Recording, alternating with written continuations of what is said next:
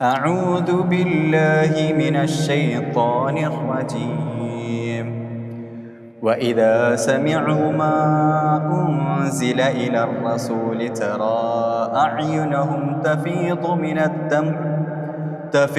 من الدمع مما عرفوا من الحق يقولون ربنا آمنا فاكتبنا مع الشاهدين. ഇന്ന് നമ്മൾ തദബ്ബറിന് എടുക്കുന്ന ആയത്ത് പറയുന്നത് സൂറ മാഇദയിലെ 83-ാമത്തെ ആയത്താണ്. അതിൻ്റെ അർത്ഥം നോക്കുകയാണെങ്കിൽ റസൂൽ കരീം സല്ലല്ലാഹു അലൈഹി വസല്ലമക്ക് അവതരിച്ച ആയത്തുകൾ കേട്ടാൽ അവർക്ക് സത്യബോധത്താൽ അവരുടെ കണ്ണുകളിൽ നിന്ന് കണ്ണുനീർ നിറഞ്ഞൊഴുകുന്നത് നിനക്ക് കാണാം. റസൂൽ കരീം സല്ലല്ലാഹു അലൈഹി വസല്ലമയോട് അല്ലാഹു സുബ്ഹാനഹു വതആല പറയാണ്.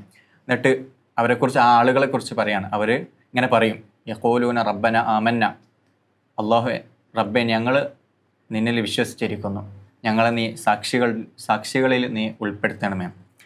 ഇതിന് ഒരുപാട് കോണ്ടക്സ്ച്വലി ഒരുപാട് അർത്ഥങ്ങളോ ഒരുപാട് ചരിത്രപരമായിട്ടുള്ള കുറേ കാര്യങ്ങളുണ്ട്. ഞാൻ അതിലേക്കൊന്നും പോകുന്നില്ല. എനിക്ക് ജസ്റ്റ് ഈ ആയത്തിൽ മനസ്സിലായ ഒരു ചെറിയ കാര്യം പറഞ്ഞിട്ട് തുടങ്ങാം. നമ്മളെന്നും ഖുർആൻ ഓതുന്ന, അല്ലെങ്കിൽ റമളാൻ മാസമായതുകൊണ്ട് എന്നും ഖുർആൻ ഓതുന്ന ആളുകളാണ്. അപ്പോൾ നമ്മളൊക്കെ ഒരുപാട് ഖുർആൻ ആയത്തുകളും കുറേ സൂറത്തുകളൊക്കെ ഓതിയിട്ടുണ്ട്. നമ്മുടെയൊക്കെ ജീവിതത്തിൽ എപ്പോഴെങ്കിലുമൊക്കെ നമുക്ക് ഈ ആയത്ത് ഓതിയിട്ട് അതിലെന്താണ് പറയുന്നത് ഓതിയിട്ട് നമുക്ക് എപ്പോഴെങ്കിലും കണ്ണുനീർ വന്നിട്ടുണ്ടോ, അല്ലെങ്കിൽ നമ്മൾ എപ്പോഴെങ്കിലും കരഞ്ഞിട്ടുണ്ടോ? ബേസിക്കലി അതാണ്.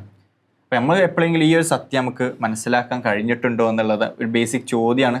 ഇത് ചോദിച്ചുകൊണ്ട് തുടങ്ങാമെന്ന് വിചാരിക്കുന്നത്. നിങ്ങൾക്കൊക്കെ എന്താണ് തോന്നിയിട്ടുള്ളത്, അല്ലെങ്കിൽ നിങ്ങൾക്ക് എന്താണ് ഇതിലൂടെ മനസ്സിലായിട്ടുള്ളത്? എനിക്ക് ഫീൽ ചെയ്തൊരു സാധനം, ഈ കരയുക എന്ന് പറയുന്നത് നമുക്ക് ഭയങ്കര ഒരു, നമ്മൾ ചിലപ്പോൾ ഒരു നെഗറ്റീവ് ആൾക്കാർ കണ്ട ഒരു മോശമുള്ള ഒരു സംഭവമാണല്ലേ കരയുക എന്ന് പറയുന്നത്.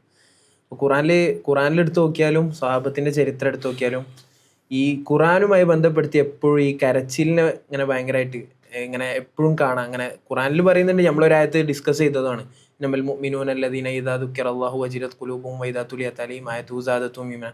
അപ്പോൾ ഇങ്ങനെയൊക്കെ പ്രകമ്പനം കൊള്ളും. പിന്നെ അതേപോലെ തന്നെ വിശ്വാസികളുടെ അടയാളമായിട്ട് തഖ്ശഇറു ജുലൂദഹും എന്നൊക്കെ പറഞ്ഞിട്ട് കുറേ ആയത്തുകളുണ്ട്. ഖുറാൻ കേട്ട് കഴിഞ്ഞാൽ അവരുടെ രോമകൂപങ്ങൾ എഴുന്നേറ്റ് വെക്കും, കണ്ണുനീർ പൊഴിയും എന്നൊക്കെ പറഞ്ഞിട്ട്. അപ്പം ഈ സ്വഹാബത്തിൻ്റെ ചരിത്രം എടുത്ത് നോക്കിയാലും ഇതെല്ലാവർക്കുള്ളൊരു ഗുണം പോലെ കുറേ ഹദീസുകൾ ഇങ്ങനെ എടുത്ത് കാണാം. ഈ കരച്ചിൽ എന്നുള്ളൊരു ടോപ്പിക്ക് മാത്രം എടുത്ത് നോക്കിയാൽ കാന അബൂബക്കർ ഇദാ ഖറഅ അലൈഹിമുൽ ഖുർആൻ ലം യംലിക ഐനൈഹി മിനൽ ബുക. അബൂബക്കർ റളിയല്ലാഹു അൻഹു ഖുർആൻ ഓതാൻ തുടങ്ങിയാൽ കരച്ചിൽ നിർത്താൻ കഴിയാത്ത കോലത്തിൽ കരയും.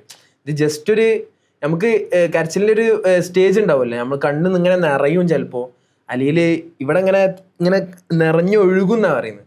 ഇപ്പോൾ അബൂബക്കർ റളിയല്ലാഹു അൻഹു, ഉസ്മാൻ റളിയല്ലാഹു അൻഹു, ഉമർ റളിയല്ലാഹു അൻഹു ഇവരൊക്കെ ആരാ?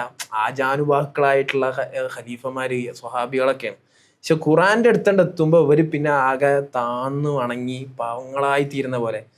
ഖലീഫയായി നിൽക്കുന്ന സമയത്ത് ഉമർ ഇബ്നുൽ ഖത്താബ് റളിയല്ലാഹുവിൻ്റെ കഥ പറയുന്നത്, ഇമാമായി നിൽക്കുകയാണ്, സുബഹി നമസ്കരിക്കുകയാണ്, ഹത്താ സാല ദുമൂഇഹി അലാ തറക്കൂത്തി, ഇങ്ങനെ കരഞ്ഞ് താടിരോമങ്ങൾ കുതിരുവോളം കരഞ്ഞു പോയിന്നാ.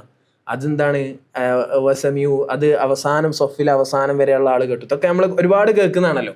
അപ്പോൾ ഒരു രാജ്യത്തിൻ്റെ ലീഡറാണ് ഇങ്ങനെ അത്രയും വലിയ പബ്ലിക് നിസ്കരിക്കണല്ലോ, എല്ലാവരും പബ്ലിക്കിൻ്റെ മുമ്പിൽ നിന്നിട്ട് കരയണം. അപ്പോൾ അങ്ങനെ ഒരു പബ്ലിക് ആ ഒരു കോൺഷ്യസിലൊന്നല്ല. ഖുറാനോട് കേൾക്കുമ്പോൾ അവരുടെ ആ ഹൃദയത്തോട് സംവദിക്കുമ്പോൾ എന്താവുന്ന സ്വാഭാവികമായിട്ടുള്ള ഒരു റിയാക്ഷൻ പോലെയാണ് പറയുന്നത്. അസ്മാ റളിയല്ലാഹു അൻഹ പറയുന്നുണ്ട്, സ്വഹാബത്തിൻ്റെ ഒരു ബേസിക് ക്വാളിറ്റി ഇതായിരുന്നു, കമാന ആതഹുമുല്ലാഹു തദ്മഉ അയ്യുനഹും വതഖ്ശഇറു ജുലൂദുഹും.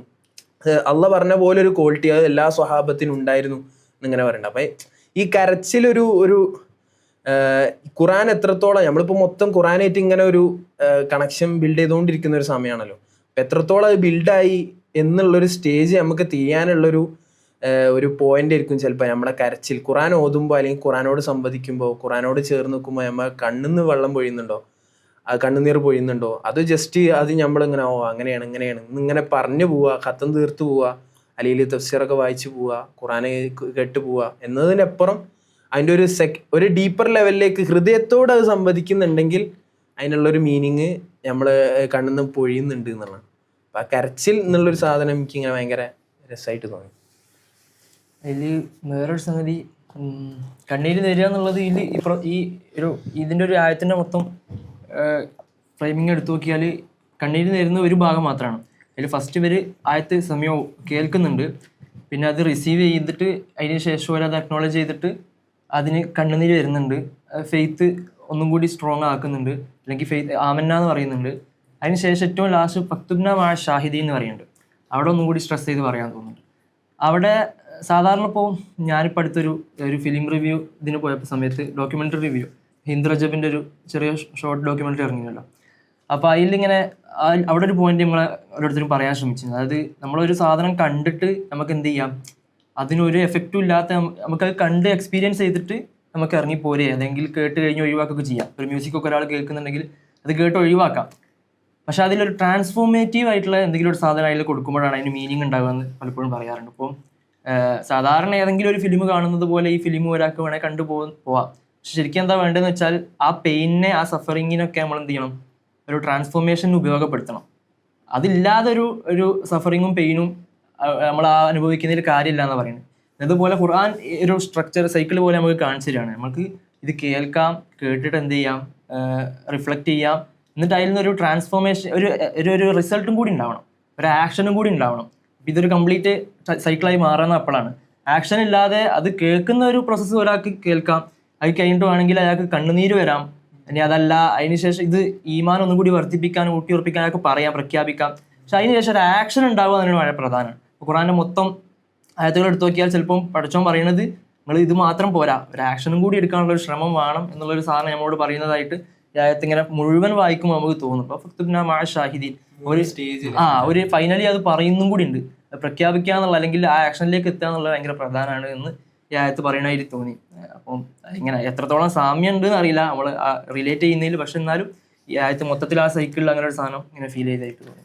അതിൽ നമുക്ക് അവസാനിപ്പിക്കുന്ന മുമ്പ് എന്ന് വെച്ചാൽ നമ്മളൊക്കെ ഒരുപാട് കാലം ഭൂമിയിൽ ജീവിക്കുന്നത്. അപ്പോൾ നമ്മൾ ഒരുപാട് ഖുർആൻ ഓതുന്നുണ്ട്, നമ്മൾ ഒരുപാട് ഖുർആൻ കേൾക്കുന്നുണ്ട്, ഒരുപാട് ഖുർആനെ പറ്റി ഖുർആൻ ഖിറാത്ത് കേൾക്കുന്നുണ്ട്, ഖുർആനെ പറ്റി കേൾക്കുന്നുണ്ട്, ഖുർആൻ ക്ലാസ്സുകൾ കേൾക്കുന്നുണ്ട്. അപ്പം നമ്മൾ ഇതിലൊക്കെ പറയുന്നുണ്ട് എന്ത് ഫസ്റ്റ് വൈദാ സമയാവും, എന്നിട്ട് കഴിഞ്ഞിട്ട് എന്താണ് അവരുടെ കണ്ണുകളിൽ നിന്ന് കണ്ണുനീർ ഒഴുകുന്നുണ്ട്.